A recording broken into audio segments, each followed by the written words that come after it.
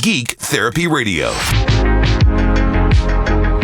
Welcome to Geek Therapy Radio. I'm your mental curator, Johnny Hemberger, reminding you that we are all geeks about something and that geeks are sexy. All right, so you may have heard the name Billie Eilish. She just won about 4 Grammys, I believe.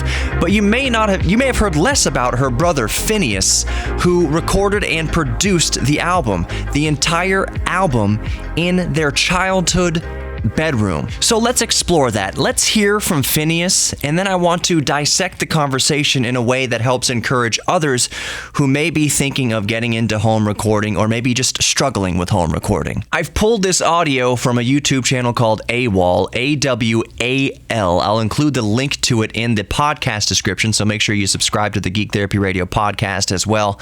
But let's get into the audio. I'm going to cut it up a little bit and discuss as we go. So this is the house I grew up in.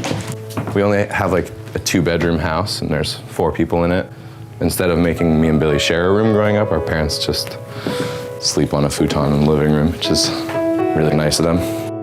That was kind of how our house felt growing up. We grew up with like 3 pianos in the house. Having music in every nook and cranny of that house was really important to me. So right off the bat, Finneas and Billy grew up in a musical home where the parents encouraged creativity, or more importantly, just as critically, they didn't squash it.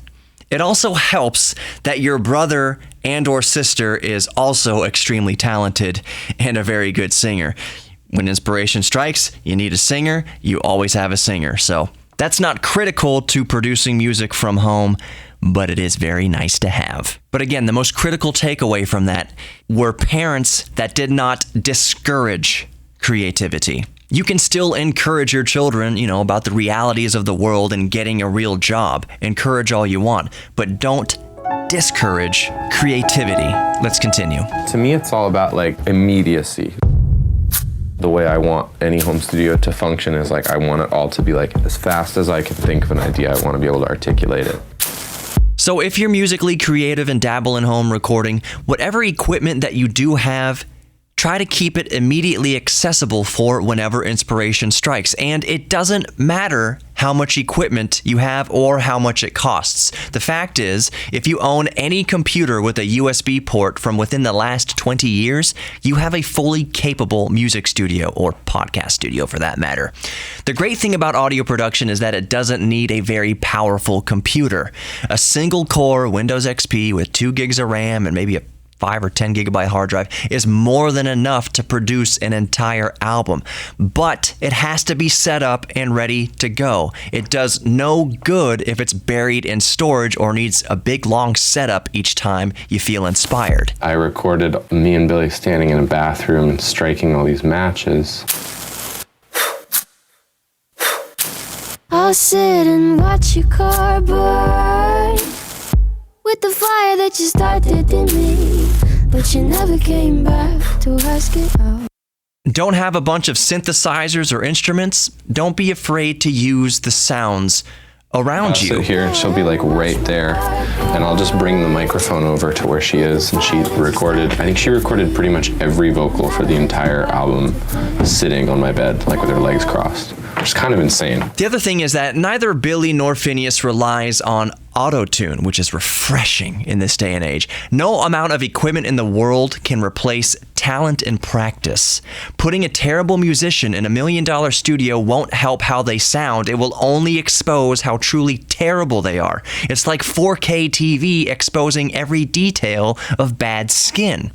Practice, practice, practice anywhere you can. Sing in your car, sing in the shower. Even if it's bad, it will get better, and you'll make better recordings. But that being said, it's of course all about priorities. If music isn't a priority, it will never progress. If you finally get time to be creative and you spend that time scrolling through Twitter, it's a time management and motivation issue, not a creative issue. Being born when I was born, and just being able to afford a computer and Logic Pro, just being afforded the opportunities I was afforded living in LA, making music, being homeschooled, having time in the day to make all that music, it was just this like gift that I was given of sort of time and resources. And I chopped that up into this crazy sample pad.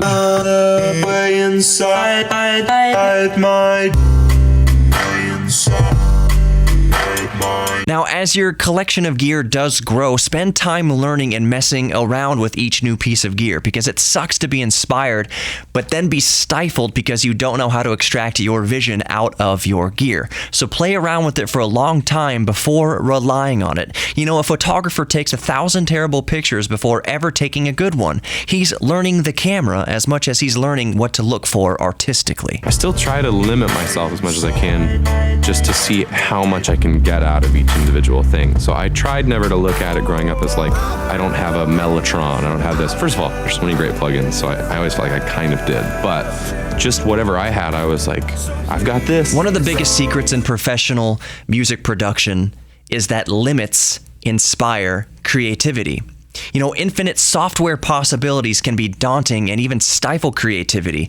Open a simple session with only 4 tracks, just like an old 4-track cassette recorder, and you'll be blown away at what you can extract from those limitations. Limits can actually inspire artistic freedom. The best thing I've ever done, speaking of that, in my music mixing career is limit and even eliminate using reverb. The biggest reason professional music sounds so clean and crisp is that it isn't slathered in reverb. It's a rookie mistake. It masks errors and it dulls transparency. It all adds up to a big echoey mess. Oh, to make the chorus more impactful, I added the sound of an RPG going off. That's ridiculous, but sounds great.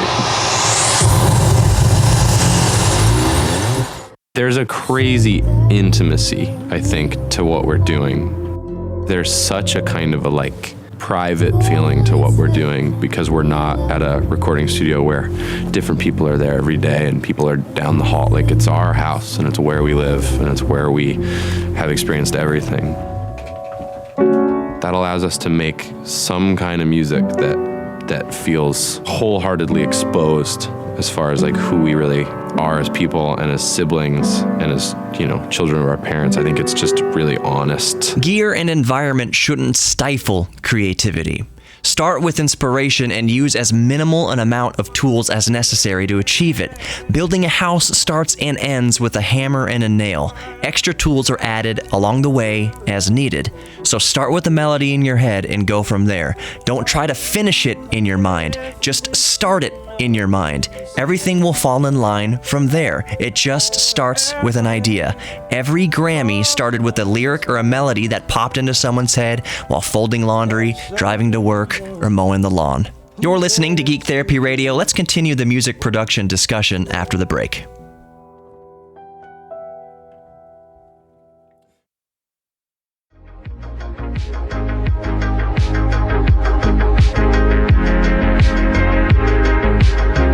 Welcome back to Geek Therapy Radio. I am, of course, your mental curator, Johnny Hemberger, and today, well, at least for these first couple of segments, we're talking about music production. So I'm going to expand a little bit on the previous segment. If you missed the previous segment, I took some audio of Finneas O'Connell. He is Billie Eilish's producer. He's also Billie Eilish's brother. He's got his own musical career separate of his sister as well. Very talented producer. But we went over some audio of him explaining kind of his creative process. My favorite thing, I'll start here. A few weeks ago, I had heard the hook to the Billie Eilish song Bad Guy, right? Bad Guy.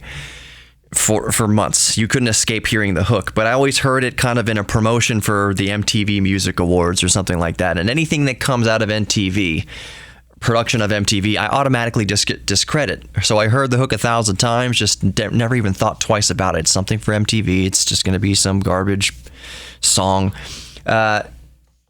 So a few weeks ago, maybe a couple months ago, my buddy, who's been on the show in the past, said, have you actually listened to any Billie Eilish? Because he hadn't either. He's like, I haven't listened to Billie Eilish either, but you need to listen to this.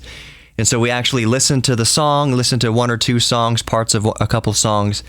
I'm just like, this is the cleanest like audio, like this is the like most refreshing kind of music in a while. And he goes, dude, everything was recorded in their bedroom. This whole album was done just on their computer in their bedroom at their parents' house. And that blew my mind. And she's up for like 7 Grammys. Holy crap. So I hooked on to that part. I've seen some people comment just on YouTube and around the internet that this, quote unquote, this is the future of music production. That people are just going to be making smash albums out of their living rooms and just with their laptops and their iPads. Yes, this is the future, but this has been happening. My retort to that is this has been happening for the last 10 to 15 years at least. There's been a lot happening in the bedroom home recording studio scene. Big time recording studios are dying. They have been struggling in the modern era when people can produce just as good music productions with their freaking iPad in GarageBand as they can in a $5 million recording studio. And that is awesome. I mean, the concept of that is awesome. And that is artistically awesome that it puts that everybody with a phone basically, and even a computer that's 20 years old, can make smash Grammy award-winning songs and albums. It's not great for recording studios. I love recording studios. I interned in recording studios. I went to recording engineer school. I can use 2-inch tape machines. Got certified in Pro Tools. I used SSLs and Neves and API mic pre's and everything under the sun. I still want an Avalon mic pre. That's my dream one day, is to have an Avalon mic pre. I love recording studios. I love all the technology. That's my happy place. If I could just live in a recording studio, like if I can go down to Sugar Hill Recording Studios, which still operates in Houston, Texas. It's one of the most famous recording studios in the country, actually. Destiny's Child, all sorts of country music artists. Everybody has been through Sugar Hill. Everybody has been through Sugar Hill Recording Studios. If I could just put a bed in Studio A and live and sleep there in the Sugar Hill Recording Studios, I would be a very happy camper. Recording studios still serve their purpose. You are not going to record the London Symphony for Star Wars or the next Jurassic Park or whatever in your bedroom. There is still use for recording studios, but it is amazing, absolutely amazing, that you could download an app called Fruity Loops onto your phone and produce potentially Grammy award-winning songs out of it. You could record using the microphone built into your phone and come up with very clever vocals and EQs and tricks and get really good at the software and be able to produce world-class productions just with your phone. I've done an entire podcast, not that it's a world-class production or podcasting is as difficult as a multi-track song is. It can be. But I recorded and produced and edited and exported and sent an entire podcast a while back ago just using my Samsung Galaxy Note 9. Just the phone in my pocket, the microphone, built-in microphone and everything. Did all of it on my phone. An actual broadcast radio production on my phone. So it's cool it's amazing actually that we have that kind of access in our pocket, in our homes. If you have an old computer, like I mentioned in the first segment, any computer that has a USB port, basically what I mean there is so that if it has a USB port, then you can plug in any run-of-the-mill USB microphone, a decent one. You can get a Samsung microphone for $40. I think it's called a Meteor. $40, $100, whatever. It's cheap, and it sounds amazing for what it is. There you go. You have a studio with you, a Pentium 4. 2.4 gigahertz, 2.8 gigahertz, single core, a gig of RAM, 5 gigs of hard drive space, and you have something like Cakewalk Sonar or even Pro Tools 7.4 or whatever way back when. You can have a full recording studio in your home using 20-year-old hardware. It doesn't take that much to do it. So I'm just saying, it's amazing that it's accessible to everyone, that anybody musically inclined or has an idea in their head pop into their head, a melody or a lyric pop into their head, has all the tools around them. Whatever you're listening to this podcast on, if you're listening to the podcast, whatever you're listening to the podcast of this on, you can make a Billie Eilish Grammy award-winning song with. That's where we're at right now. That is amazing.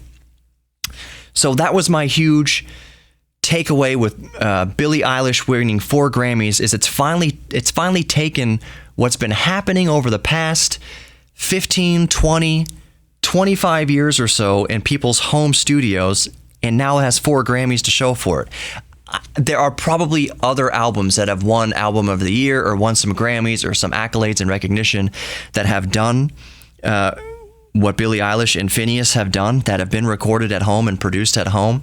There's probably more albums like that. I can't think of any off the top of my head that have done that.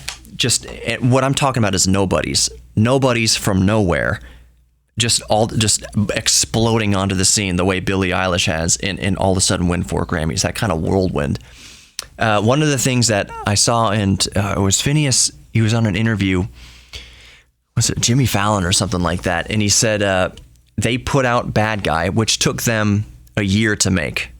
They said they had started making the song and then put it on the back burner for several months and then came back to it. It's just kind of the slow-going process. She recorded the vocal overdubs hundreds of times to get the timing just right, because they were not using auto-tune or anything like that.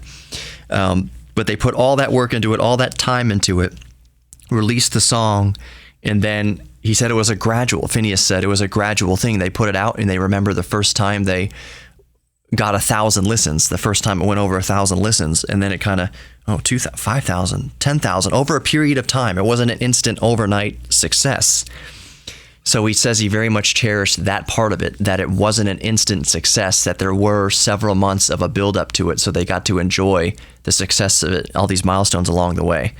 That he kind of feels bad for people that put out a viral video one day or whatever it is. They become viral one day and they're a household name overnight, because you can't enjoy the gradual build-up. You can't enjoy the achievements and passing each goalpost, which I thought was pretty remarkable.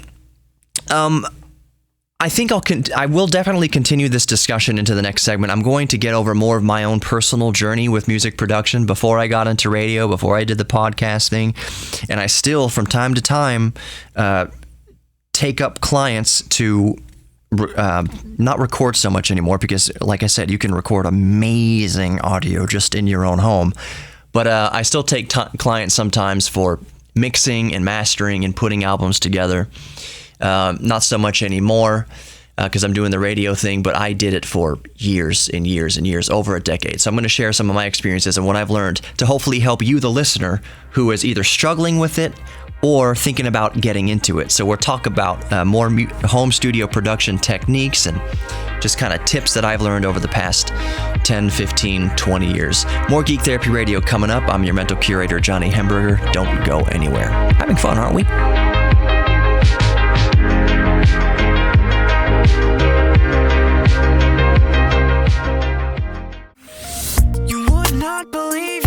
Welcome back to Geek Therapy Radio. I'm your mental curator, Johnny Hemberger, and we've been talking about home music production. In the last segment, I had mentioned just briefly that I can't think of any other artist off the top of my head who basically spent their days recording their own music at home, producing their own music at home, to get as much accolade and awards as Billie Eilish has, and that's true. I can't think of anybody who's won 4 Grammys doing that.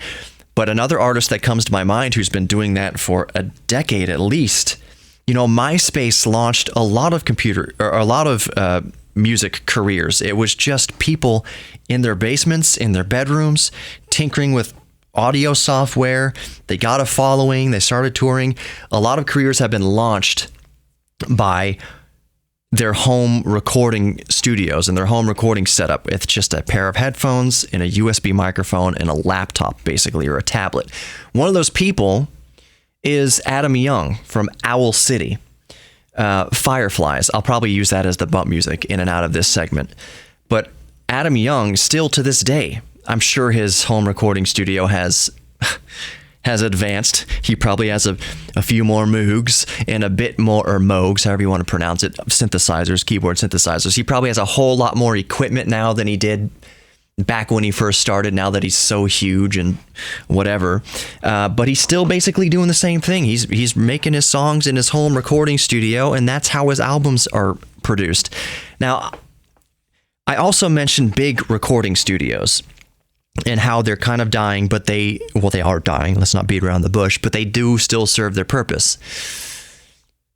The fact still is that when you become huge after producing music in your basement or in your bedroom with your laptop, whatever, when you are signed to a label, there's absolutely no way the label will let you just export a wave or an MP3 or whatever and upload it onto iTunes to sell or upload it to Spotify. You can't do that without a label. I'm just saying, by all means, people have done that. But once you get signed to a huge label, there's no way they're going to let you do that without going through at least having your stuff looked at with a second set of ears, as it should be. Even if you are a home recordist, you should always have another person whose ears you trust, who has a good sense of how music should go, how things should sound, or even if it's your mom who has no idea how music should sound, that's not her cup of tea, have a second set of ears listening to it. So if you get signed to a label and you're a home studio recordist like Adam Young, Owl City, even Billie Eilish, you are going to have to go through the studio. The label is going to send off your tracks to a studio, to a professional engineer, especially for mastering. It's going to be professionally mastered in a big studio by a studio often that's just on retainer for the label.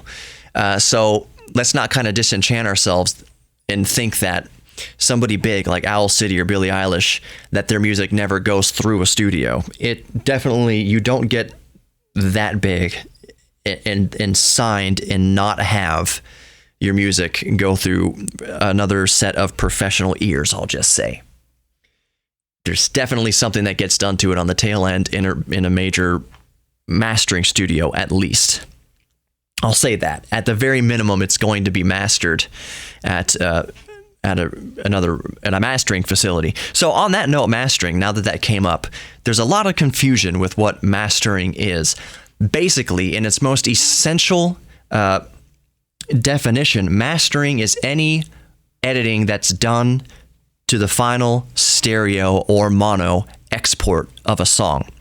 So if you have a song that has 24, 32, 64 individual tracks, you have kick drum on track 1, snare on track 2, hi-hat on track 3, overhead left on track 4, overhead right on track 5, guitars, first lead guitar, track 6, you get what I'm saying, double guitar, track 7, vocals 8, 9, 10, and it all stacks up. That's a multi-track session. That's what you're mixing. That's where the mix happens. That's where you're adding the EQ or subtracting the EQ. You should start with subtracting EQ. That's where you add compression.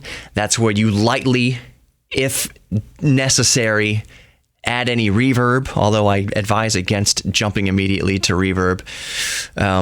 That's all the mix. Mixing those individual tracks together to sound cohesive. That's the mix. And then you export that as a stereo master file. You render the whole session down as a WAV file or whatever lossless codec you use, and now you just have a giant file, start to finish, 3, 4, 5 minute song that you just hit play on in any music player, and you hear it. Just a stereo left and right mix of a song. That is what goes to be mastered. Usually, and this is to help home recordists out there, here's a really, really good bit of advice. And it's something that a lot of people struggle with. I get people sending me stuff to master all the time, or at least I used to, that was just brick-walled to 0 decibels, and we're talking digital here. It's just, there's no room to do anything. It's already at full volume. There's no real room to master or add or subtract or do anything to it. When you send a track out or export something for mastering, leave it some headroom. And that means master it so that my rule of thumb is I do -12, so that the full final mix, that there's nothing, that it's only peaking when a kick drum or a snare drum hits or whatever the loudest part of the program material is, it's only peaking to -12. It's nowhere near its limit, its clipping limit of 0 decibels. Leave it nice and low enough so that there's room for it to be mastered, so that you can add the bass or whatever you want, the low end to it, so that you can do other harmonic things to it. Whatever you need to do to it, there's headroom to work with. I apply that -12 dB mix rule of thumb to the podcast and this broadcast that you're listening to. When I put this all together in my DAW, my digital audio workstation, I personally use Cakewalk Sonar. A lot of people use Reaper. A lot of people use Pro Tools. There's a lot of them out there. But my final mix of each show is at -12. The peak meter, no matter where I'm at in the show, only ever peaks up at maximum to around -12. Then when I master the show, I can have 12 dB of headroom, and I usually wind up, when I apply my limiter, I bring everything up, I normalize everything. My own personal taste is at -0.1 dB, so just a 1/10 of away from a full maximum 0. 0 is where digital clips. So I mix everything to -12, and then I master it. When I master it, I bring it up the rest of those -12 so that things are peaking nice and not clipping and sounding nice and loud and as perfect as possible. The -12 thing, that's my own thing. Every mixing engineer, every mastering engineer has their own preferences. If I received a master that maxed out at -3 dB, I would have been thrilled because most of them are just like, they did their own whatever to it, and it's just smashed up. It looks like when you open it up in your editing software, the audio file is not a nice, beautiful, wavy looking line. It's just a smashed brick rectangle of color on there with no dynamics. Dynamics is the difference between something loud and something soft that is desirable in music. The loudness war has destroyed it for the most part. There was a time in the early 2000s where it's just... It was funny that Metallica actually went back. What album did they put out that they were so pissed off that the label had smashed it up to 0 decibels, every single song, every single part, no dynamics at all, no quiet or loud. It was all just loud, loud, loud, loud, loud. What happens when it's just loud, loud, loud, loud, loud is that your ears get fatigued and your brain gets fatigued. That's why you can fall asleep to a lot of heavy metal, because there's no dynamics in it. Metallica went back and remastered it to put the dynamics in there. That's one of the cool things about the Billie Eilish album. If you go back and listen to Bad Guy, which is by far the runaway, the single from that album, it's extremely dynamic. That's one reason why it sounds so crisp and so clean, is that there's actual soft parts and loud parts.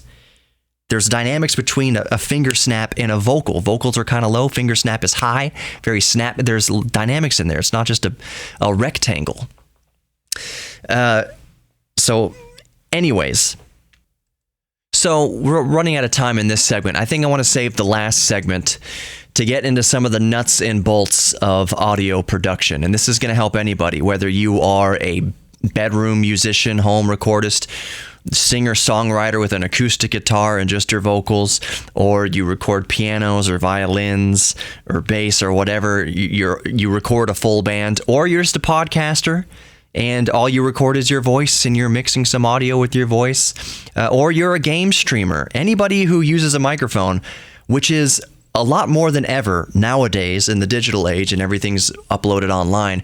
I'm going to go over some kind of baseline settings to help you along your way with the hammers, the basic tools of audio production, the hammer that is compression, the nail that is EQ, the basics that you need to get down. That is the difference between why your stuff sounds amateur and other people's stuff sounds professional. It's some very basic tools and some very basic settings. We're going to get into that in the next segment of Geek Therapy Radio. Hey, if it's not your cup of tea, I understand. But it could be educational. You never know when it's going to help you one day. Making a presentation for your boss, your next meeting, whatever, where you're preparing some multimedia. It might help you. More Geek Therapy Radio coming up. I'm Johnny Hemberger, your mental curator. Don't go anywhere. Welcome back to Geek Therapy Radio. I'm your mental curator, Johnny Hemberger. And today we've been talking about music production. We started off in the first segment. If you missed it, grab the podcast, Geek Therapy Radio Podcast. If you don't remember that, geektherapyradio.com. You can find it anywhere. The podcast is on any one of your favorite podcast apps. I like Pocket Casts on Android. There's also, of course, the iHeartRadio app, Google Podcasts, Spreaker, Apple Podcasts. We covered a lot in the show. But the first segment, we were talking about Finneas, who is the producer for his sister, Billie Eilish. Billie Eilish just won 4 Grammys, and they recorded that entire song, Bad Guy, and the entire album, Grammy Award-winning album, in their bedroom at their parents' house. So we kind of went into the methodology behind that, his production process, and how it's accessible to anybody with a phone or a computer. But there was a lot we covered today. Go download the Geek Therapy Radio podcast and subscribe to it. That'd be amazing. If you do it on Apple Podcasts, by the way, would you throw a rating on there or write a review or something like that? I've got a few reviews on there. I always appreciate that. I don't plug that enough. I don't ask that enough. If you're on some sort of platform that allows you to rate with stars or write reviews, if you could write a short one or rate it with stars, that would be awesome. Thank you very much in advance for even considering doing that. Okay, so we've been talking audio production in the show, and as I alluded to in the last segment, I said we're going to get into some nuts and bolts of settings and things to look out for in some very basic effects. And the most basic effects that you can use, that everybody who's mixing any sort of audio, whether it's podcast, just your spoken word, or a full band in a massive 32-track session, there are some basics that you need to get down. And by far, the 2 most important tools that everybody who works with audio should learn how to use is EQ and compression. That is equalization of audio frequencies of recorded material and audio compression, evening out the loud and the soft parts to sound more continuous. So that whispers when you're listening to somebody whisper. Sounds just as loud as somebody talking loud, so the people listening to whatever you're playing back don't have to constantly adjust volume. That's especially critical in something like a podcast. How many podcasts do you listen to where the material and the content of the podcast is great, but it pisses you off that you have to keep adjusting the volume, or there's a super loud part in it that you have to turn down the volume, and then the next guy in the next microphone is talking like this and you can't really hear that well? Well, you can hear everything I'm doing right now because I know how to use a compressor, and it's something that you should know how to use too. But let's start with EQ, equalization. And I'm going to start, for example, with the human voice. I will use my voice as an example. I am known as a tenor. That is the octave range, the vocal range of my voice. How low I can go, I don't know how low this is. And then how high I can go. Well, that's falsetto, doesn't count. This sounds ridiculous to anybody tuning in. But the fact remains is my human voice, my male voice, I don't have a James Earl Jones voice that gets really low. So when you're EQing the average male voice, take your EQ, it's called a high-pass filter. Take that high-pass filter and make it so that nothing below, let's say, 100 hertz for the average male vocal. Just cut everything below 100 hertz. And let me tell you why. Because when you cut an average male vocal, especially a female vocal, so nothing below 100 hertz gets through. The only thing below 100 hertz in a vocal recording is I'm bumping the microphone. The background noise and low-level rumbles. That's the only thing happening down there. And while that may not always be audible, say there's something happening at 5 hertz, it's just a low rumble that you can feel, the microphone is still technically picking that up, and that's energy being transferred to a speaker. It's wasted energy. It's not efficient. So on an average male vocal and female vocal, cut everything below 100 hertz. But you know what does happen in a music recording below 100 hertz? Kick drum, bass guitar. And when you cut out those low frequencies from something like hi-hats, there's nothing going on in the low end in a hi-hat.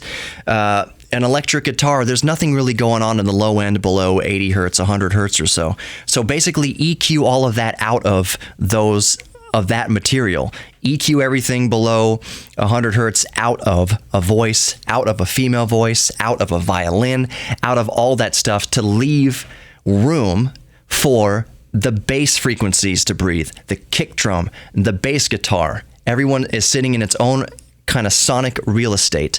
So that's rule number 1 with EQing, is cut everything below what the source actually uses. A violin is not going to be using anything below 100 hertz or so. So cut it out. That will leave so much breathing room for the other low frequency intensive instruments. When you go back and listen to your recordings and they sound so muddy and the bass is so hard to mix and get right and everything is just muddled and and muddy and it doesn't sound right, that's because you need to go through and EQ out what doesn't exist in a certain instrument or human voice. Give everything its own sonic real estate. Also, that said, if you're playing a bass guitar, depending on what sound you're going for, there's not a whole lot happening in the high frequencies. So feel free to start cutting high frequencies, unless the bass sound you want to hear a lot of finger action on the strings. If you want a kind of a plucky, snappy sound of a pick on a bass guitar string, that's one thing. You can leave the high frequencies in there for that. But mostly for just an average rock song and a bass guitar, there's not much going on in the high frequencies. So roll off those high frequencies, cut out those high frequencies so that your cymbals and hi-hats in the air of a human voice and a singer can shine through, and that sonic real estate isn't being used up by something that doesn't have any business being there. These are all just tips and tricks. Cut out the EQ frequencies that you don't need for the source material. The other tip for EQing, before we move on to compression, which is the second most important thing, the second tip for EQing is EQ with your ears. Not just by what the graph is showing or the little nodes are showing or what the knobs are showing on your mixer. EQ with your ears. Does it sound good to you? That's probably a good baseline to establish there. And be ginger with the EQ. For most sources, adding 1.5 dB to the upper mid-range, that is what, upper mid-range, around 2,000 kilohertz, 4,000 kilohertz or so, that's what our human ear is most sensitive to. So if you start boosting frequencies around 2 kilohertz, 4 kilohertz, that range, things start to sound really harsh, really bad. So there are some frequencies that can take more boost than others. Be careful in the upper mid-range or the lower high range. That's when things can start to get harsh. Just be a little ginger with the EQ. Less is always more. Okay, moving on to compression. I will start off with the settings that I usually like to use for my own voice. Now, without getting too bogged down with what each parameter actually does, I will just tell you my settings. The ratio I set 4:1. The attack I set at 1 millisecond, and the release I set usually around 124 milliseconds. That is the usual settings I use for compression on my voice on Geek Therapy Radio. I bring down the threshold slider until my voice is dipping and being reduced in the loudest parts to about -9. That is, it's reducing the volume by -9 dB in the loudest parts. That means that when I am quiet, it sits around the normal levels, but then if I yell, it's pulling it down 9 dB to compensate and keep everything just as loud and nice and creamy and smooth, the volume of my voice with those settings. So to repeat, ratio 4:1 is where I usually start with. Attack 1 millisecond and release about 124, 150 milliseconds for normal human voice. All of those settings are arbitrary. You will tinker and find what works best for you. So in brief, the ratio means that for every 4 decibels it goes over the threshold, it's only actually putting out 1 decibel. The threshold is the point at which the compressor activates. The attack is how quickly it activates. The knee is how smoothly it activates. And the release is how fast it lets go after it activates, aka trips the threshold. And that's it. You're all worthy of love and your self-respect. Visit my friends at Best Automotive in Kingwood on North Park. They'll fix your modern or classic car. Thank you so much for listening to Geek Therapy Radio. Subscribe to the podcast, and I'll see you next week.